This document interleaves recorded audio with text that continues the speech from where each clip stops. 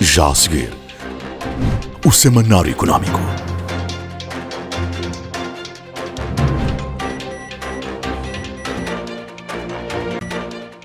PNI, milhões de braços, uma só força.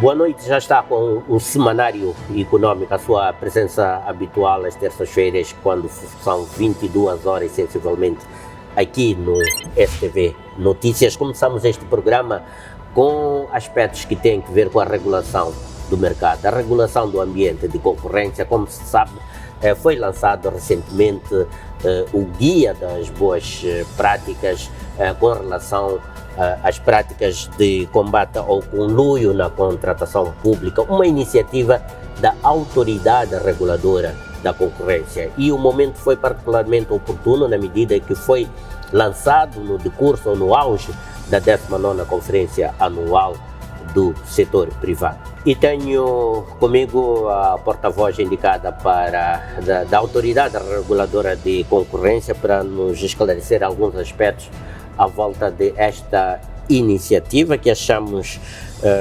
oportuna e também interessante, porque trata-se de combate ao conluio na contratação pública. Micaela Banz, boa noite, bem-vinda ao Semanário Económico. Começo-lhe por perguntar por que é que o conluio é pernicioso para a economia e para o mercado, na percepção da ARC. Muito boa noite, João Carlos. Boa noite a todos os telespectadores que nos acompanham. Quero, em primeiro lugar, endereçar os meus agradecimentos pelo convite formulado à Autoridade Reguladora da Concorrência para falar sobre o Guia de Boas Práticas de Combate ao Conluio na Contratação Pública, como bem mencionou. Indo agora à sua questão, por que é que o conluio é pernicioso para a concorrência e para a economia? Gostaria aqui de apontar, em primeiro lugar, uma ideia genérica, que é a seguinte: o conluio nos leva a condições que seriam desvantajosas ou que são desvantajosas em relação a um cenário de concorrência efetiva ou concorrência sã, que nós teríamos se tivéssemos a concorrência no verdadeiro sentido da palavra. E estamos aqui a falar de situações prejudiciais que podem ser, a título exemplificativo, menos inovação. Vamos imaginar num cenário em que nós temos lá um conluio, temos concertação de propostas entre concorrentes para que um concorrente seja consagrado vencedor, e por detrás disso há lá uma série de compensações que constituem práticas anticoncorrenciais. Não haverá aqui incentivo para que as empresas tenham inovação ou inovem nos seus bens e serviços prestados aos consumidores. E aqui também vamos encontrar menos qualidade. Em decorrência dessa inferioridade de inovação, encontramos menos qualidade dos bens e serviços que são prestados ao consumidor. E vamos encontrar aqui um efeito de desvantagens para todas as partes envolvidas, todos os stakeholders neste processo de contratação pública. Estamos a falar concretamente das entidades públicas, ou seja, destas entidades que são contratantes e fiscalizadoras. Estamos a falar dos próprios concorrentes, as empresas, as pessoas singulares, associações de empresas. Estamos a falar do Estado e da economia, porque o Estado, por exemplo, passa a ter menos opção de escolha de uma boa proposta que vai melhor atender às necessidades do Estado. Bem, se a ARC tomou esta iniciativa, é que, eventualmente, por dedução, corrija-me se estiver errado, tem alguma indicação de que esta é uma prática que se tem verificado e, eventualmente, já com alguns níveis de preocupação no nosso mercado. Quais são os indícios concretos que a ARC tem e que eventualmente tenham motivado tomar esta iniciativa num primeiro momento até de advertência? Nesse contexto da advocacia, eu entendo que há aqui também um contexto de uma ideia da advertência, dizer que, olha, não é porque não foram avisados, mas qual é a percepção a avaliação que a ARC tem relativamente a questões de conluio na contratação pública neste momento no nosso mercado, na nossa economia. Perfeito. A dedução é totalmente correta. A ARC fez, quando da elaboração deste guia, um estudo, se quisermos, ou uma análise, junto de entidades públicas e junto do setor privado igualmente. E o que nós pretendíamos era entender, aliás, até que ponto estas práticas de conluio estão a ser verificadas na prática, ou seja, passo a repetição. E o que nós concluímos, o que a ARC conseguiu concluir, é que estas práticas anticoncorrenciais, que são várias, conforme mencionado muito bem e de forma exaustiva e não cabal no guia, elas acontecem de facto. Entretanto, muitas vezes nós encontramos aqui um cenário de desconhecimento, por um lado, da ilegalidade ou da natureza infracional ou de práticas anticoncorrenciais que este conluio carrega, e por outro lado, do desconhecimento das sanções que estão por detrás destas práticas. Então, todo este conjunto de análises, estudos junto do setor público e do setor privado, que até tivemos algumas consultas públicas para o efeito. Então, a ARC acha que há ações deliberadas, mas há também uma proporção de desconhecimento. Exatamente. E assim acontecem estes conluios na contratação pública. Sem dúvidas. E o desconhecimento nós poderíamos até mencionar, porque olha, nós encontramos uma concertação que tem que ter aqui vontade, tem que ter aqui dolo, de certa forma. Entretanto, nós encontramos o desconhecimento várias vezes destas nuances concorrenciais por parte das entidades que são responsáveis pelos procedimentos ou pela condução dos procedimentos de contratação pública. Estamos a falar, por exemplo, das unidades de gestão de aquisições, da unidade funcional de supervisão de aquisições, do Tribunal Administrativo, que são fiscalizadores e contratantes. Então, o que nós estamos a fazer agora é ter algumas sessões com estas entidades. Já fizemos a quando da elaboração do guia, mas estamos a tornar este um exercício contínuo, de modo a que estejamos todos alinhados neste que deve ser o objetivo único de promoção de Quais são as principais sanções previstas caso se detectem práticas de conluio na contratação pública? Perfeito. Nós encontramos na Lei da Concorrência 3 tipos de sanções. Em primeiro, nós temos as multas. Em segundo, encontramos sanções acessórias e em terceiro, sanções pecuniárias compulsórias. Quanto às multas, nós encontramos aqui 5% do volume de negócios do ano anterior da empresa que esteja envolvida na prática anticoncorrencial. Esta é a multa. Encontramos também, ainda no âmbito da multa, outros tipos de sanções ou multas que podem ser aplicadas, por exemplo, no caso de não colaboração.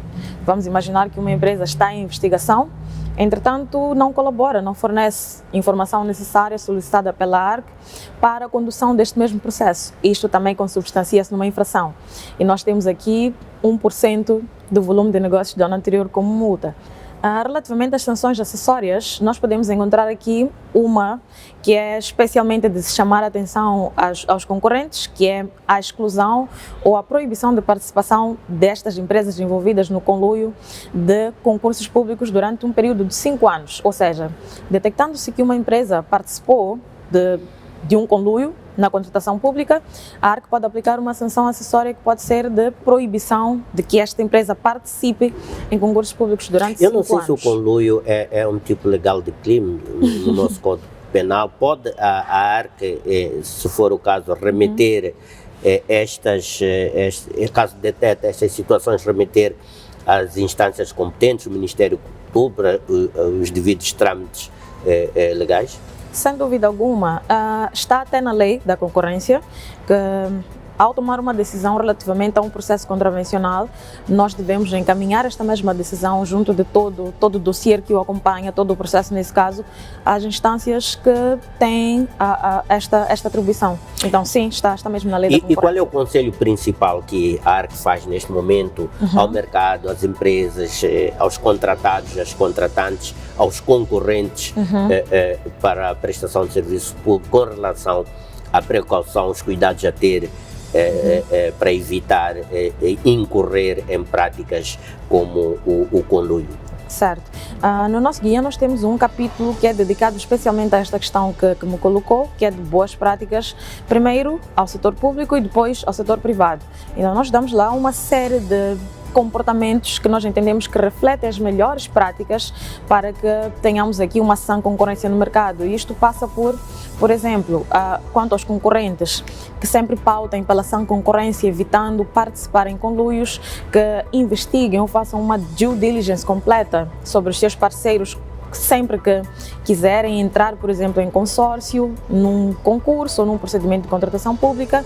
E quanto às entidades públicas, nós lá, como boas práticas, recomendamos, por exemplo, que estejam mais atentos a uma série de sinais que nós temos no final como checklist, que podem indicar a existência de conluio na contratação pública e que remetam estas informações sempre que haja detecção de indícios de conluio à ARC para trâmites subsequentes.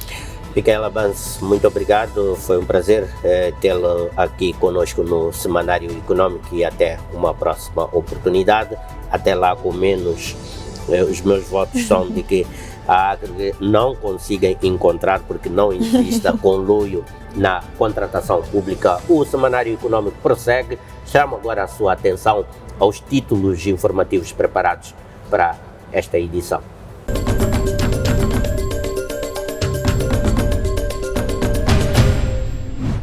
O United Bank for Africa, UBA, como é mais conhecido, um banco pan-africano, está a assinalar os seus 75 anos de existência. Em Moçambique está há 14 anos e perspectiva ainda uma presença mais relevante na estrutura do setor bancário em Moçambique. I think the fundamental thing is, first of all, that name says for Africa. So we are very deliberate in our strategy to support African economies, African businesses, to ensure that they build the best versions of themselves. O Access Bank anunciou que tem disponível uma linha de 50 milhões de dólares para as pequenas e médias empresas e rubricou um memorando de entendimento com a Associação Moçambicana de Conteúdo Local para ajudar esta instituição a impulsionar as suas ações visando aumentar cada vez mais o conteúdo local na indústria emergente do oil and gas em Moçambique.